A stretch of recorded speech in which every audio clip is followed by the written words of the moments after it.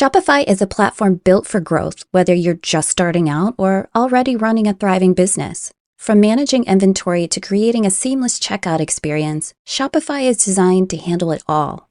And it doesn't stop there. Shopify helps you sell everywhere your customers are, online or in person.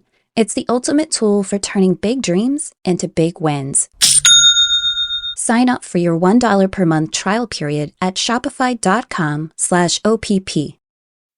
Mochi Health is here to help you start your weight loss journey with caring, personalized support. Meet one-on-one with board-certified obesity doctors and registered dietitians who truly listen and understand your unique needs.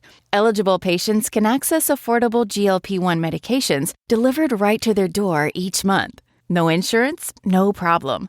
Mochi Health accepts FSA and HSA, making care accessible and affordable. And with 24/7 customer service, you'll never feel alone on your path to better health. Get started with Mochi Health today. Take the free quiz at joinmochi.com and use code AUDIO40 at checkout for $40 off your first month of membership. That's joinmochi.com with promo code AUDIO40.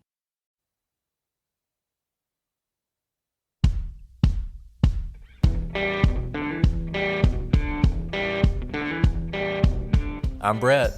And I'm Alice. And we are the Prosecutors.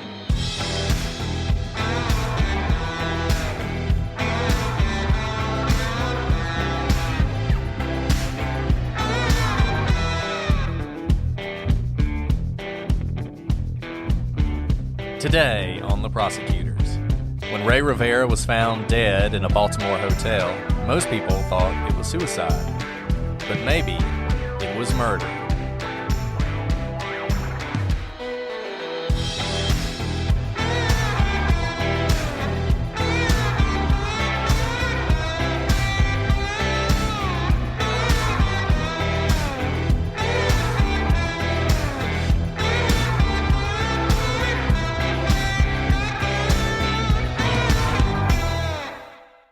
Hello, everybody, and welcome to this episode of The Prosecutors. I'm Brett, and I'm joined with my fantastic co-host, a co-host so amazing that she makes me forget my own name, Alice.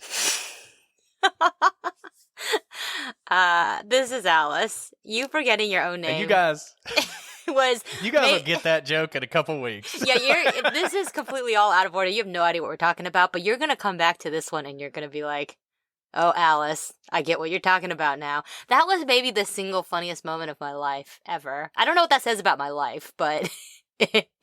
Yeah. So that gives you guys something to look forward to in the future. I do have to apologize because Cheryl McCollum is not with us today. I know you guys really enjoyed that show. You know, it was so good not to have to listen to us. Can I profess my love for her again on this subsequent podcast? I love her. She's amazing. I had so many people, my friends, text me saying, like, I'm so invigorated. I want to change the world because of her. And they don't do anything in law enforcement or cold cases at all. But she's just one of the most inspiring people that they've ever heard from. No, she's awesome. So since she's so awesome, I don't feel particularly insulted about all the compliments that we got for that episode that were like, this is the best episode ever. And wow, I wish every episode could be like that, et cetera, I wish that Cheryl McCollum just hosted this podcast, Yeah. My mom said that, but whatever.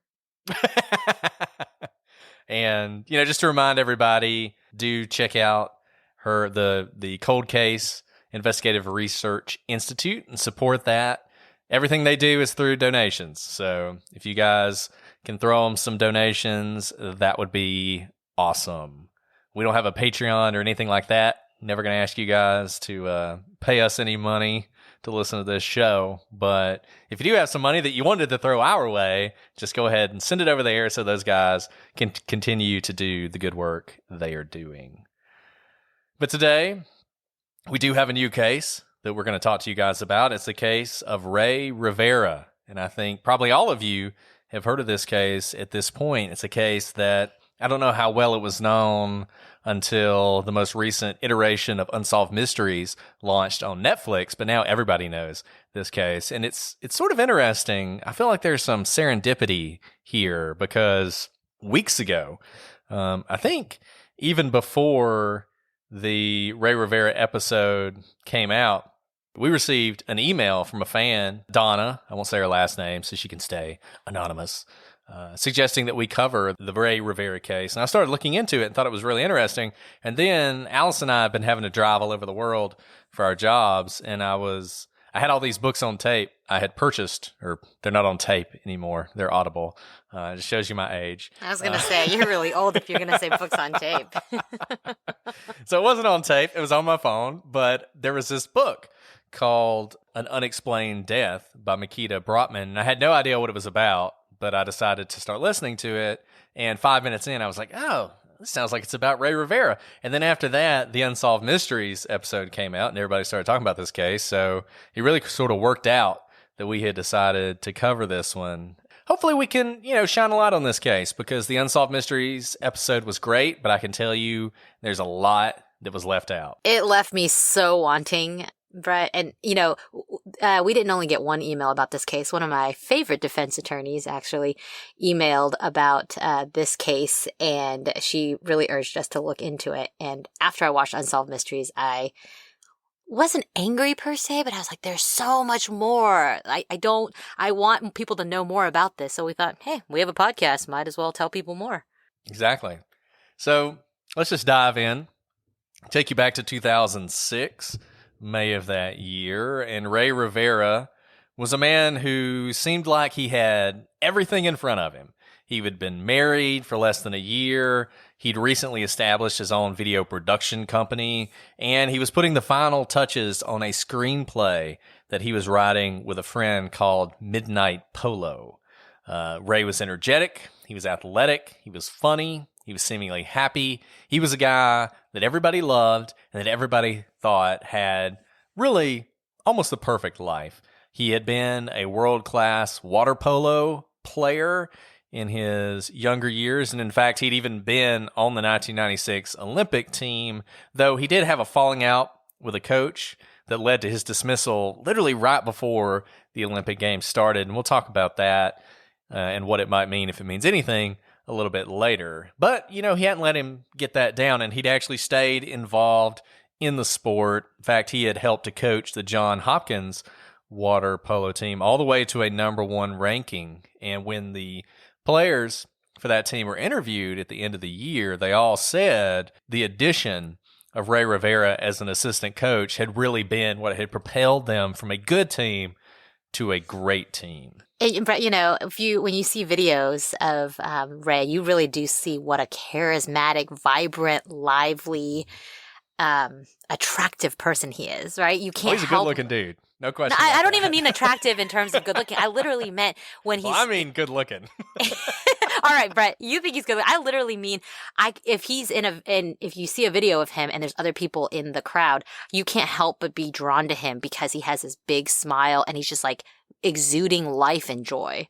Right. He's the guy, and all his friends said this, right? He's the life of the party. He's full of life. He's the guy everybody loves, no enemies.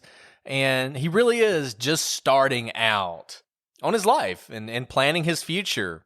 In fact, he was in Baltimore, and he was in Baltimore with his wife because he had moved out there from California to take a job with his old friend, Porter Stanberry. And he had known Stanberry his whole life.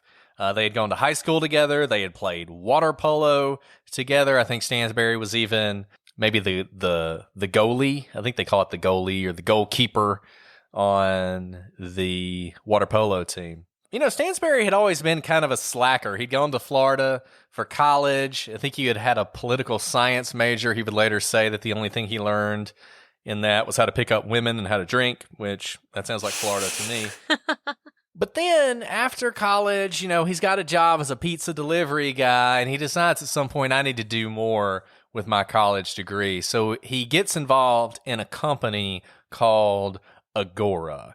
And before long, as a part of his work with this company, which publishes all these different newsletters on all kinds of different topics, from living to travel to investment. And it was in the last thing that Porter Stansberry really made his mark. Before long, he had his own newsletter he was writing for something called Pirate Investors, which gave stock tips and inside information to fuel the internet boom in retail stock trading. So if you recall, or if you've heard about it, before the 90s, the stock market was really, it wasn't just a rich man's game. It was a sophisticated person's game. You had to have a broker. There were a lot of barriers to entry for the ordinary person.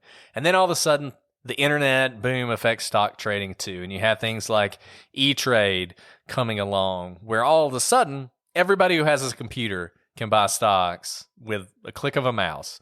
And once that started, you had this real sense of us against them, with your retail investors who are looking for an edge over the market makers and the professional Wall Street brokers. And that was the kind of thing that pirate investors offered. These were the heady days of the dot-com bubble. And before you know it, Stansberry goes from a guy delivering pizzas to a millionaire running his own company under the Agora masthead. So, Brett, that's kind of like a meteoric rise from pizza delivery guy to millionaire stock trader.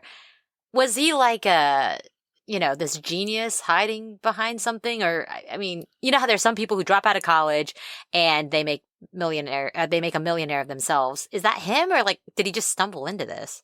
I think Stansberry, number one, he was a smart guy. He loves telling his own story. You can read about his story all over the internet. He has this sort of up by the bootstraps story. His father was apparently killed in Vietnam, and then his mother remarried, and his stepfather, I think, was actually, it's like he changed his name so that his name would be Porter Stansberry too. That's his stepfather's name. I may be getting this all wrong, but I'm pretty sure this is all true. And so he always had this sort of feeling inside of him that there was something special there. Porter Stansberry is a very strong name. Let's just say that. It's a great name. Yeah, it's a fantastic Absolutely. name.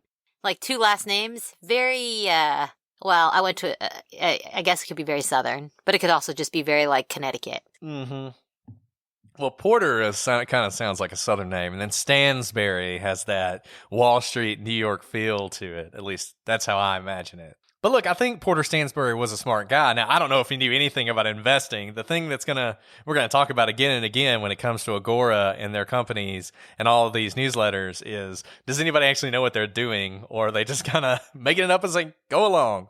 But whatever he was doing, he was successful, and he was able to draw all these people into pirate investors and into Agora and into all these little, subsidiaries. Like they had something called the Oxford Club, which was for the elite members of the pirate investors, and they would get all the good tips, But that was also huge, so it wasn't actually that exclusive. But in any event, yeah, I think he was a smart guy. I don't think you can get to where he got without at least being pretty driven. Yeah, no, I was just, because it's such a big rise, and then obviously there's going to be a lot that comes out in a little bit. So, let's talk about that. You talked about the dot-com bubble, and obviously what happens to a bubble, it pops. So even when that bubble popped, the company continued to move forward. And even though the SEC slapped Agora with a lawsuit claiming securities fraud, Stansberry decided to make some changes. These changes included his old buddy from childhood, Rey Rivera. Porter calls Rey and asks him if Rey will come work for him. Rey had, he wanted to start a family, and so he agreed to do that. He moved across the country to live in Baltimore, where he had no other connections except for this job with Porter. You talk about a bold move. That's a long way. That is a bold, to move for California to Baltimore. California to Baltimore, but also Rey has no experience whatsoever in securities or stock trading or the financial world at all, right? In fact, he's not even very good with money. We'll talk more about that later, too. Instead, he's a writer. And so Rey moves to Baltimore to work for Stansberry, and he writes something called the Rebound Report. And this is focusing on formerly high-flying companies that were down on their luck. For instance, one of his recommendations was for Krispy Kreme, a company that had a booming IPO, but they suffered a slide afterwards. Which I don't understand how that ever happens. Krispy Kreme is the best donuts in the world. That should be a guaranteed, always going to make money stock. Okay, can I add something though?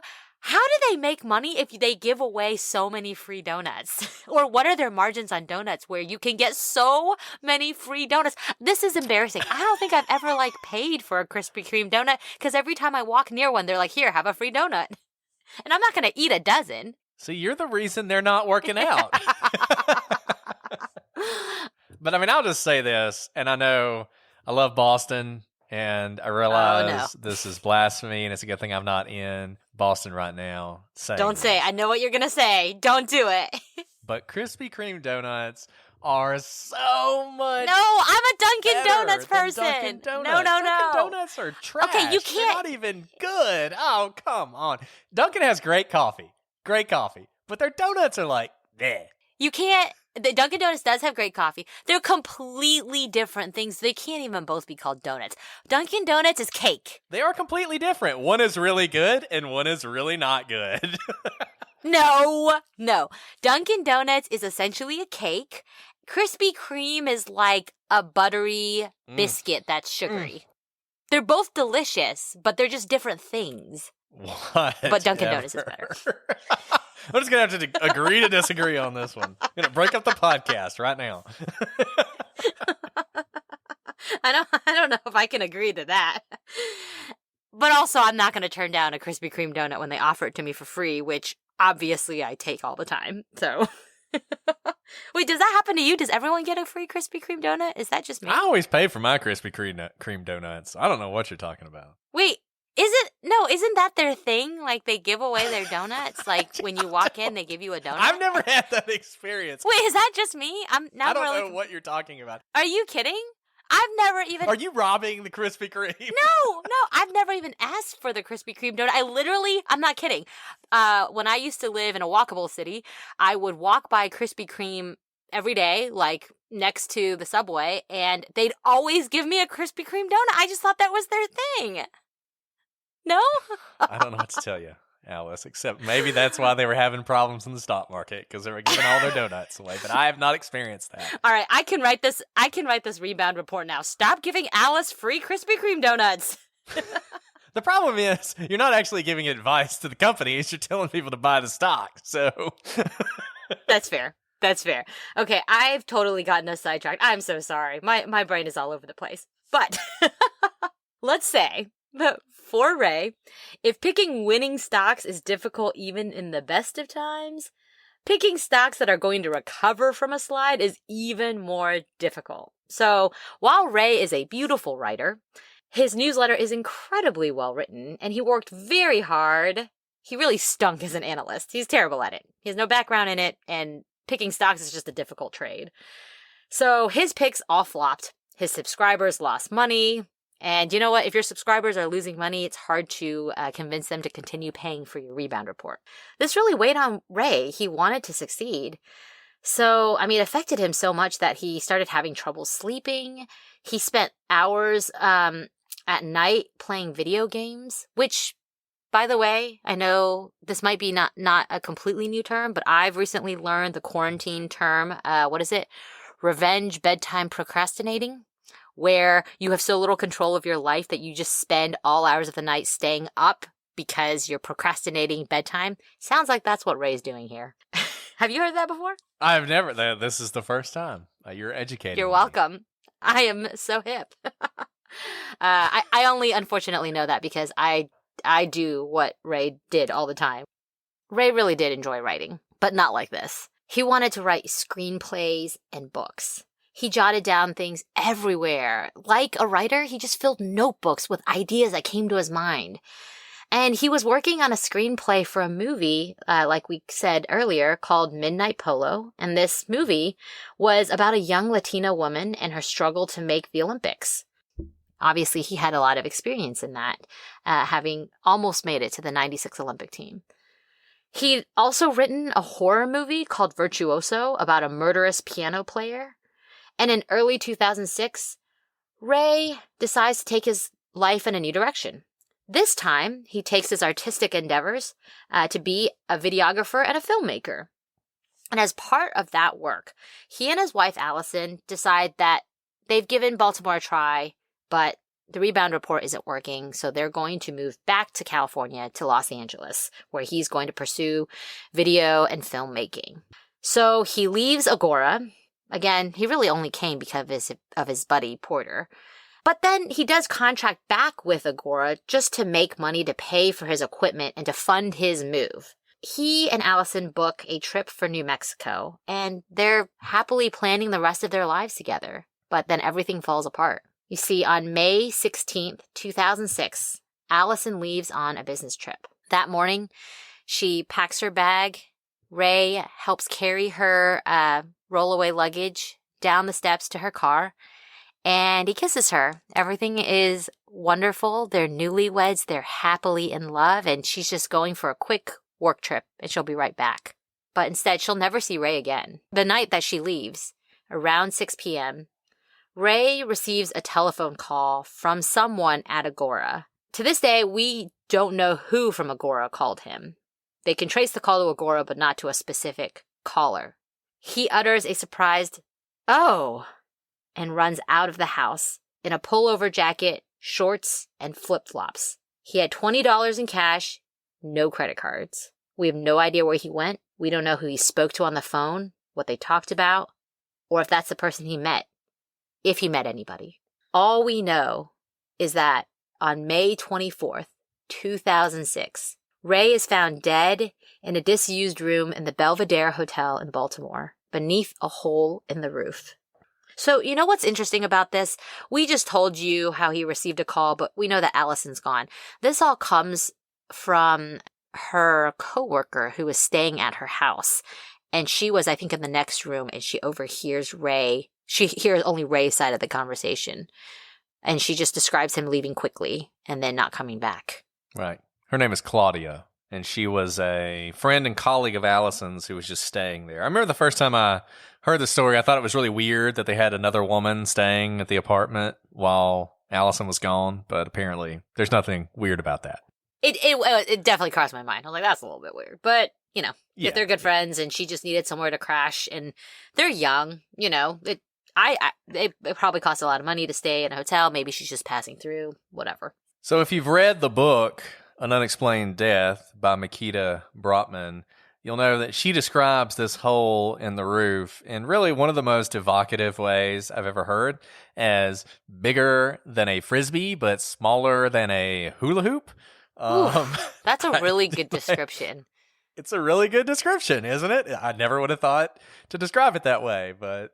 Well, that's a really good description because I'm thinking about how even with a hula hoop size, I couldn't be horizontal, right? Like, I have to be curled up if it's that, and if it's Right. much smaller, if it's about a Frisbee size, I have to be like vertical in order to fit through that hole. Right. You know? And so Right. it's very evocative because it gives you an idea of how Rey came through that roof.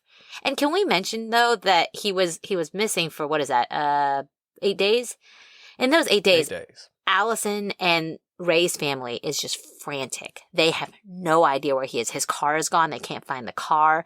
They have, missing persons posters up everywhere. They try to trace his phone. Nothing. I can't even imagine the panic for, 8 days not knowing where your loved one is, if they're dead or alive. And then for it all to end with, the finding of his decomposing body is just devastating.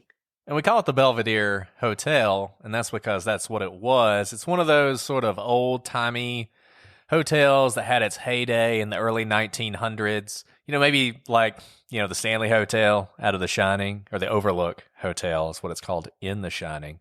But it was a big deal in Baltimore in the early 20th century. It was the kind of place that people went to meet others and to be seen. But by this point, it's not a hotel anymore. It's now some condominiums. And so there were a lot of areas that were essentially not used. This place where they found Rey had been racquetball courts. It had been a pool. It had most recently housed a church, but the church had moved on to other location. And so it was disused. Nobody was in there. So nobody found Rey. Nobody went into that room. And even though his body was decomposing, nobody noticed the smell.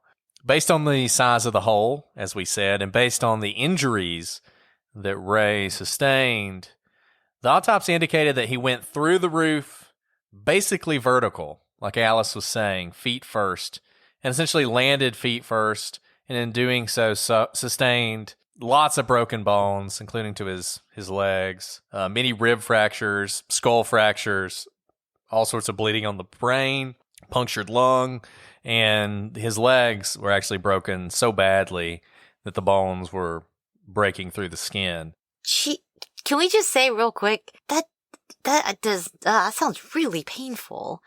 Like, I mean, I don't know what ultimately killed him, but that sounds incredibly painful. And how fast do you have to be going, or how high did you have to come from in order to go through a roof? And some people point to that because the roof was reinforced with steel. My understanding, though, is that, like we said, this was a pretty old building. This was a pretty old roof. It was an unused area. And so it wasn't really a surprise to anybody at the Belvedere that you would do this, that you would go through the roof. But you're right. It's pretty clear that Rey fell, was pushed, was dropped, whatever you think happened, from quite a height. We'll talk about this a little bit in a second, but there was a parking garage near the Belvedere roof, and some people thought that it was possible maybe he had jumped from the roof, or was pushed, or was thrown from the roof of the parking garage. But the parking garage is only about 20 feet higher than the roof, and exactly the point you were making, you wouldn't have this if you came from the roof of the parking deck. You wouldn't have these kind of injuries. You wouldn't go through the roof like that. So we assume he was moving pretty fast. He was from pretty high up when he hit that roof. Likely the death was pretty fast. You're right. I mean, all those things would be very painful. Probably when he hit his head and his skull fractured in all those ways. He probably didn't last long. So I think the one good thing you can take away from this is, despite all those injuries, there probably wasn't a lot of pain for Rey. So around the hole in the roof, and this is on the outside, so on top of the roof, there were several items found. And in fact, it was these items that alerted people to the probability or the likelihood or even the possibility that someone had gone through that hole in the roof. Rey's glasses were found. There was no damage on them. His cell phone was found in working order, wasn't broken. Some people think that's significant. I would point out, once again, this is 2006. This is right before the iPhone made its debut. You guys may not even be old enough to remember this, but back in those days, they made cell phones small and basically indestructible. So we went from like cell phones were getting smaller and smaller to now we have these huge ones that if you like touch them the wrong way, they shatter. We've gone over the swing set, right? But here's the thing. It obviously was a intense enough fall to cause human bones to shatter, which human bones are also very durable. How can this old phone not have some damage on it? I think that's, and what about glasses? It's not like glasses have gotten more delicate over time. Glasses are glasses.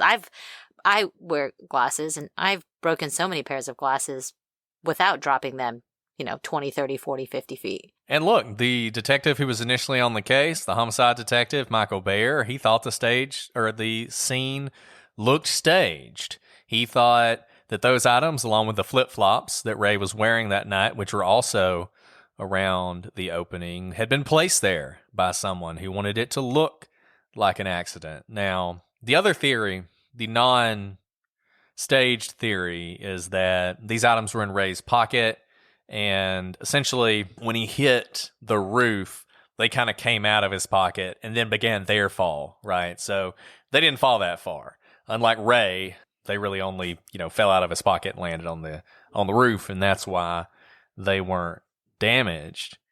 Like I said, Michael Bayer didn't agree with that. He thought, this looked like a staged scene, but apparently he was the only one, because if the police suspected foul play, they didn't act like it. The area around the opening wasn't secured. Mikita Brockman, who, like I said, wrote the book on this, actually watched them. She lived in the Belvedere Hotel, may still live in the Belvedere Hotel, and could see this opening, this hole, from her room, and she actually watched the police collect this evidence, and she said it was just two cops. One was down and below the hole, and the other one was above it, and they just sort of like were throwing the items down into the hole where the other policeman could catch it. Didn't seem as though they were taking too much care with those items. That day, an entire cadet class of the Baltimore Police Department came through the scene to see it. It was viewed as like, hey, it's an opportunity. Come down to the Belvedere Hotel and see a suicide. And so all these cadets tramped through the scene. And then the door to the scene wasn't even locked that night. And Brotman actually found the door and went in and viewed the scene that night, along with the two girls who worked at the bar in the Belvedere. So I think what we can know for sure is the police thought this was suicide, and they thought it was suicide immediately. And there's a couple things I think you can draw from that. The first is, it's possible it was just a suicide, and the police officers and their expertise recognized that very early. But the other is they didn't really investigate this. So to the extent you were hoping they would preserve a lot of evidence or, secure the scene or do any of the things you might want them to do just in case this was a murder, that didn't really happen. And like most of these cases that are mysterious and that are unsolved and that haunt people, this is another one where the police's decisions early on or their carelessness early on probably prevents us from really ever being able to make more progress than we already have on this case, because whatever evidence might have been there is gone. Like I said, the police thought this was a suicide, and they thought it was a suicide very early. They also assumed that Rey had jumped from the roof of the Belvedere, and we talked about why. Because he would have had to have fallen from a pretty great height to do this kind of damage, to be able to plunge through the roof like that, to do the damage to his body that was done. But getting to the roof of the Belvedere, it's not easy. It's not like you could just take an elevator up to the top floor and then walk through a door.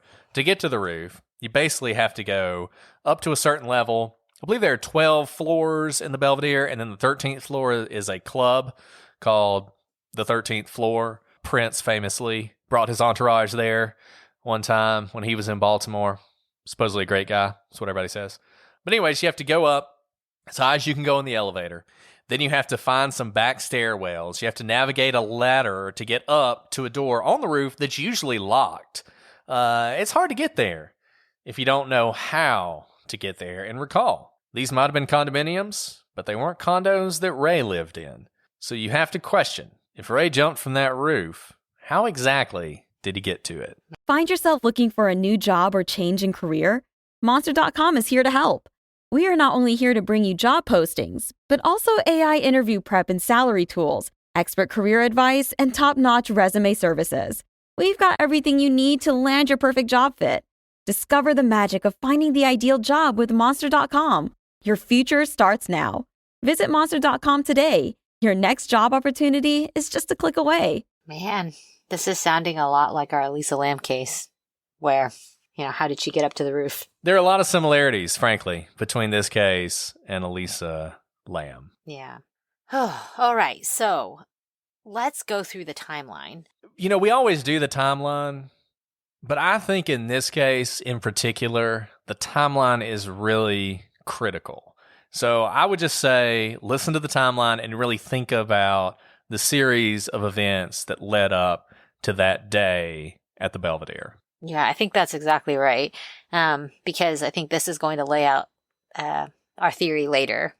So on December 30th, 2004, Rey and Allison take out a $280,000 mortgage on their home in Baltimore. But the payments for this mortgage are actually less than the rent that they're paying in LA for a 900 square foot, one-bedroom house. And this is all part of his job with Stansberry. Right. And so remember, they're taking this mortgage out in order to buy a home in Baltimore so that he can work with Porter, his old friend, to write this rebound report. Then, about half a year later, July 2005, Rey leaves his job with Stansberry. He takes out a $15,000 advance on his wife's credit card to buy video equipment to start a new company, and it's going to be called Seba Productions. And to get his start, he contracts with his old company now called Stansbury and Associates, just doing contract work to pay the bills and fund his move back to LA, where he's going to pursue filmmaking. Yeah, and he's basically making movies for Stansbury. He's recording meetings, doing that kind of thing. Right. And I said it was his wife's credit card, but it's actually his fiance's credit card, because later that year, on November 5th, 2005, on a happy day, Ray and Allison get married on the beach in Puerto Rico. Stansbury arrives by a private helicopter, as millionaires often do. And it is really the start of a wonderful, beautiful marriage for these newlyweds. In March of 2006, Ray and Allison start making their plans to move back to LA now, because he has left Stansbury and Associates and he's ready to go back west. Ray has finished writing his screenplay, Midnight Polo. On March 14th, 2006, Ray goes to an event held by the Oxford Club, which is an elite segment of Stansbury and Associates clientele that's nevertheless at more than 100,000 members, in Delray Beach, and it's called the 8th Annual Investment University Conference. This conference offers insider tips for members, and Ray is there to film the event for the members of the Oxford Club who can't attend, so that they can then view these tips after the fact by the video that Ray is filming. The conference is organized by Stephen King, not the author, another Stephen King, and he becomes fast friends with Ray. And at 100,000 members, how elite can your group be? But I think this was a pretty standard kind of marketing thing for Agora and for Stansbury and Associates. And just to remind you the way this is set up, Agora is like the parent company, and they control all of these other subsidiary companies. And Stansbury's is one of those. And so Stansbury has his own company, but he sort of works for Agora. So apparently the people who work at Agora talk about how great it is because there's all this sort of creative freedom and you can kind of do your own thing. And I think it's one of those, plant 1,000 flowers and see which ones bloom type thing. And Stansbury's had been very successful. And he had this thing called the Oxford Club, which sounds so fancy and elite. I mean, you can just imagine guys sitting around in darkened rooms and leather couches, smoking cigars, talking about the next big stock trade. And that's exactly what he wants you to think. So they have this conference, and I'm sure you had to pay a lot of money to go to this conference, and I'm sure it was a really nice conference, but the fact of the matter is the most important person there is Ray, because that video that Ray's making, I'm just going to go ahead and say, out of that 100,000 people who were in the Oxford Club, very, very, very, very small percentage of them attended a conference in Delray Beach, California. Probably a few hundred at most, maybe 1,000, right? So really, to get your money out of this, you need that video. And that's what Ray's doing. And he's been contracted to do that. And it's a really important job. And it's important for him and his family. This is the job that's going to fund his move back to LA. This is the job that's going to underwrite the production of his movie, Midnight Polo. And he had put a lot of money into making this happen. And to produce the video, he had actually taken out around $70,000 on his wife's credit card to pay for expenses. Jeez, that's a lot of money. That's a lot of money. It's a lot of money for anybody. It's a lot of money to front yourself. A lot of money to front yourself. And the idea was, you finish the video, it's going to go out to all these folks. We're going to make a ton of money for Stansbury. He's going to pay back the $70,000. So at the end of the day, he's going to get the $70,000 back. And on top of that, he's going to get a hefty fee. And like I said, that's going to fund their move. And that's the expectation, but it's an expectation that never comes to pass because of Ray's death, the video was never finished. And to the extent it was too late to be useful for Agora. And so unfortunately, Allison had to pay back that $70,000 on the credit card herself. Jeez, you would think that this poor grieving newlywed widow, they would not make her pay it back. I mean, here's the thing. I get that the credit card company is going to make her pay it back. But Porter Stansbury, Mr. Millionaire, Mr. Best Friend, Mr. Showed Up at the wedding in the private helicopter smoking the big Cuban cigar, send the woman $70,000. I mean, come on. Yeah, no kidding. Everybody knows this. It's not like I'm saying anything new, but Porter Stansbury does not come off well in any of this story. I'm glad he's been so successful. I'm glad he's made so much money, but He does not come off well at all in this. And you would think that at all that money they were making, they could have taken care of Allison, and he could have taken care of one of his oldest friends' widows, but apparently he didn't do that. I was going to say, not even taking care of Allison because Ray worked for Stansbury, but taking care of Allison because Ray's one of his longest, oldest, best friends. Yeah. Yeah. No, I agree with you 100%. But he didn't. And that's what matters here. I don't know what that says about him, and I don't know what it says about this case. I mean, I know what it says about him. I think a lot of people feel like Stansbury has something to do with this, and I wonder if some of that's just they don't like him. We see this in other cases we talked about where people just really don't like somebody, and so they assume, well, he must have had something to do with it. Sometimes I wonder if that's what's going on here. Stansbury does not bathe himself in glory at any point in this story, and he certainly doesn't at this point. And to, stick up for Stansbury after I just knocked him down, I don't know why he didn't help out. Obviously he doesn't have to. It's not like they had a contract, I guess, since the video was not finished, but maybe he thought that if he paid off, or he paid Allison $70,000 to pay back these debts, it may make it look like he had something to do with Ray's death, that he was to blame or something. Why else would you give someone $70,000? So I'm just throwing Stansbury a bone here. Yeah, I guess that's possible. I choose to not like him. I'm not saying I like him. I'm trying to be fair-minded and see all sides of the story right now. Then when we theorize, sounds like you're defending Stansbury to me. Anyway, I'm not defending Stansbury.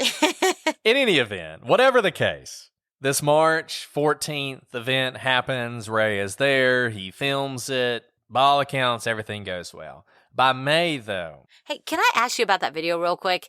Is that video just like someone's on a stage talking with a PowerPoint behind them and he's literally just filming what's happening?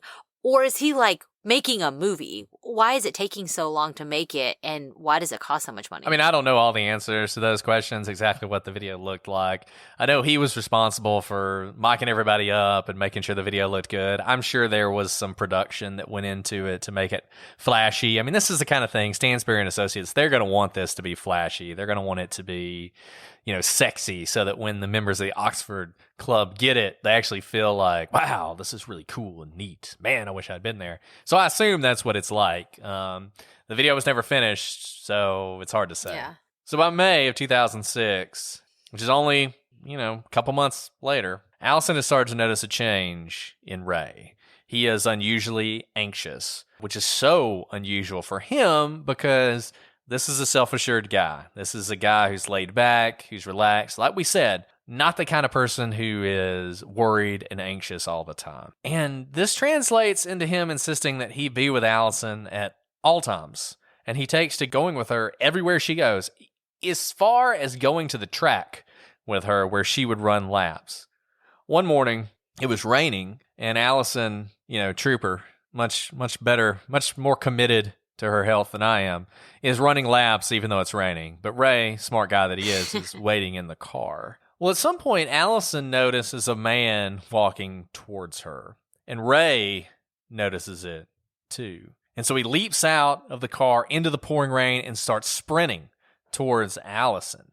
And the man, either because he sees Ray or because he was never really walking towards Allison in the first place, and it's hard to say which, changes direction. So when they get back to the car, Allison asks Ray if he's okay, asks him what's going on. And he says, "Oh, I'm fine. But Allison says it is obvious to her, and she knows Ray better than anybody, that he is shaken up by the situation. And it only gets worse. On May 14th, and now we're only a couple days away from Ray's disappearance, but on May 14th, they're walking back from church, and Ray calls Stansbury. And he leaves an excited message. He calls him, gets voicemail, and Allison hears him say, "Hey man, call me back. I finally got it all figured out." Stansbury will later play this message for Ray's brother, Angel, and neither he, Stansbury, or Allison have any idea what Ray is talking about. Fast forward to the night of May 15th. This is the night before May 16th, which is when Ray will go missing. The Riveras have an alarm at their home, and that alarm goes off at around 1 a.m. and then again at 3 a.m. And Allison says when this alarm goes off, Ray comes running out of the bedroom clutching a baseball bat, and she says that she sees fear in his eyes that night that scared her to death. Because Ray was never afraid of anything, but that night he was terrified. And she said, quote, "He was a big Latin guy. He was macho. It wasn't him. Ray was scared." So the next morning, on Tuesday, May 16th, Allison leaves on her business trip. Someone from the Agora advertising team speaks to Ray about the video that he's working on. And this person asks Ray when it's going to be ready. Ray says he'll have it to her by Monday. Ray books an editing suite to work on the video for Saturday, May 20th, so that he can finish that video to be ready by Monday. Allison's colleague, Claudia, is staying at their home that night, even though Allison is on a business trip. And at around 6:30, Claudia is in that guest bedroom, and she hears the phone ring. Ray answers it, and he's in his office in their house. She hears Ray say, "Oh," like surprisedly, and pushes off from his desk. And he rushes out of the house in the clothes he's wearing, lounging clothes, and flip-flops. He runs down the stairs, runs out the door. Door closes after him. The call is later traced to Stansbury & Associates, where Ray had previously worked as a writer, and now, remember, he's a contractor, to do video work. Because the call came from the switchboard, it's impossible to know who placed it. The next day, May 17th, Allison had been calling Ray the night before. The next morning, he didn't answer, and she thought this was very strange. It was weird. And Claudia calls Allison on May 17th in the morning and says, "Hey, after he left yesterday, he never came back." Stansbury joins the search for what is now seemingly a missing person case. Allison comes back from her business trip. Family flies in. Everyone has joined the search. Porter offers a $1,000 reward, and he later ups that to $5,000. Real generous guy, that Porter Stansbury. I was just about to say. He does have a private helicopter he can fly to their wedding at. The gas money is probably more than $5,000. Now, in his defense, I'll defend him this time. Allison has said that he was very helpful in getting the media involved. And this is very fast. You know, most missing persons, it takes a while to get things ramped up. But Ray never comes home on May the 16th, and Allison immediately knows there's a problem. And so they're searching on May 17th. And Porter, you know, he was on a trip too, and he came back to Baltimore to help look for Ray and immediately offered this reward. So, you know, as far as that goes, I'll give him a little bit of a break on the rather paltry $1,000 reward. So despite everyone jumping on the missing person search right away, the next day, the next morning, really, posters are being handed out there. His friends and family are just scouring the city. They can't find anything. They have no leads. They don't know what's going on. Then they do get a break. Allison's parents decide to go for a drive to see if they can locate Ray's car, because he had left in his car and his car has not been located.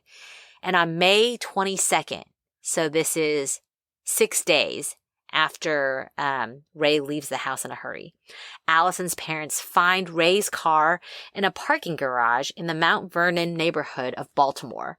And this parking lot is next to the Belvedere Hotel and also next to the building where Ray works.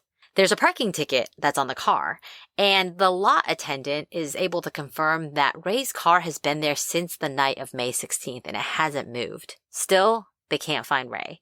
And on May 24th, 3 of Ray's coworkers are out there looking for clues in the area where the car was found. They decide to head into the parking deck attached to the Belvedere Hotel, and they go all the way to the top level of that parking deck. From the top level, they're looking all around, seeing if they can see anything out of the ordinary, and they notice a hole in the lower roof of the Belvedere where the old pool and racquetball courts were. So they're looking down and they wouldn't even know that it was a hole. It just seemed like a dark spot, and they had to really look to decipher that it was in fact a hole.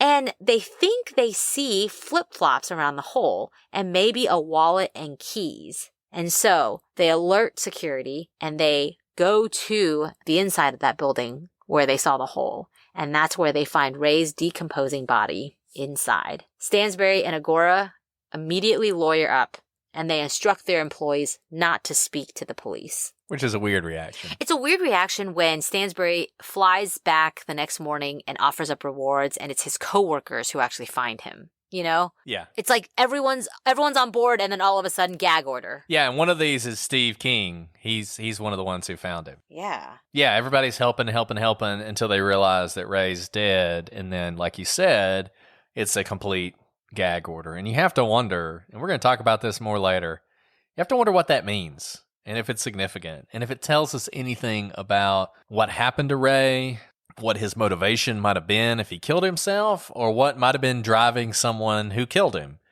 And I think this is one of those cases where all these little things actually do matter. You know, we have a lot of cases where little things happen and you kind of say, that's probably just extraneous. But in this case, I think all these little things tell a story. And hopefully, as we move on, we can get to the bottom of that story. Hey, can I ask real quick? Maybe people don't know.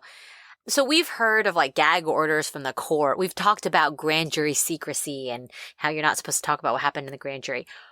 How can what right does a private company have to instruct private citizens not to talk? And like, what's their recourse against them? Because that's a lot of employees, right? We're not talking one or two people. The entire company is essentially under a company gag order. I mean, I think it's just you can talk if you want to, but you're not going to have a job at Agora anymore. The capitalism. And man, these jobs must have been good because nobody talks. I was going to say, that's why I asked you, is like, there's not really recourse except that you get fired, which obviously it's a big job. I mean, big deal. You don't want to be fired, but really to have no one step out and say something, that's surprising actually. Well, if you read about Agora on the internet, there are plenty of people who think Agora is kind of like The Firm from the movie The Firm with Tom Cruise in it, in the book by John Grisham, where, yeah, it's a great place to work and everybody makes money, but there's something sort of dark and sinister going on there. People have all sorts of conspiracy theories about Agora and its connections to various governments and very shadowy institutions from the CIA to the KGB and on down. So, you know, I think it probably was just people didn't want to lose their jobs, but folks have all sorts of theories about Agora. And it's interesting, if you watch the Unsolved Mysteries episodes, you probably wouldn't even know that he worked for Agora because they conveniently never mention it. Interesting. Maybe we'll talk more about that next time, Brett. Maybe we should. If we make it to next time, that is. Because our jobs are going to kill us. Right. Yeah. Well, look, I think we told you a lot about this case. We've gotten you through the basic story. We've gotten you through the storyline. Now you know the basic storyline of what happened. And I think you know a lot more than you knew if you just watched the Unsolved Mysteries episode. But tomorrow we're going to dive into this even more. We're going to talk about Pirate Investors. We're going to talk about some of its legal troubles, which included an involvement with Russia and nuclear power. So that'll help tamp the conspiracy theories down, I'm sure. We're going to talk about the debts that Rey had. We talked about them a little bit earlier, but we're going to talk about them some more. We're going to talk about some funny things that happened in this case, including some security cameras that conveniently didn't work and some property that disappeared and was never found. And then we're going to talk about the cause of death, what we think happened, what we think drove this, and try and reach some kind of conclusion to this really, really interesting and difficult mystery, and one that's intrigued a lot of people. So that's what we're going to do tomorrow. I hope you guys will join us then. If you have any thoughts or comments already, feel free to hit us up at ProsecutorsPod for Instagram, Twitter, and Facebook. ProsecutorsPod@gmail.com. ProsecutorsPodcast.com is our website. You can find us on any of those places. Find us on YouTube. Hello to all the YouTube folks. You know, I'm always amazed at how many of you are just watching this on YouTube. But thank you guys so much. Thanks to everybody who's left a review, who's left a 5-star review on Apple, and who's just, sent emails saying we're doing a good job. I got to tell you, it means a lot. Y'all are the best. Thank you so much. You guys are the best. And we'll be back tomorrow. But until then, I'm Brett. And I'm Alice. And We are the Prostitutes.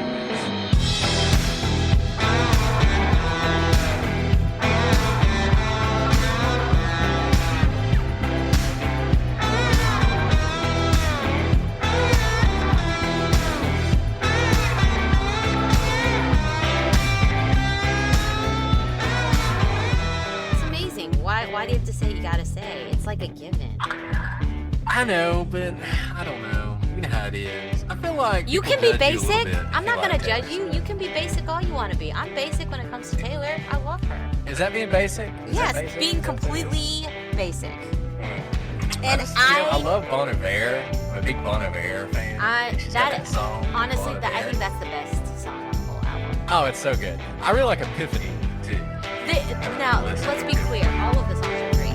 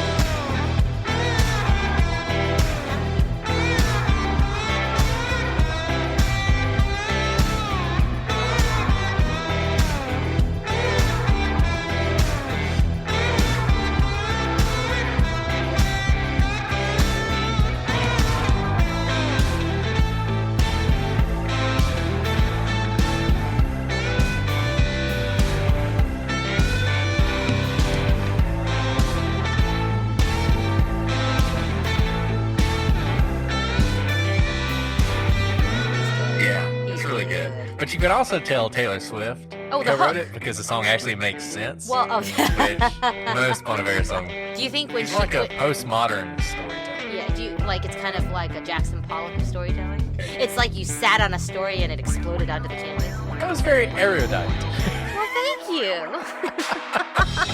You're welcome.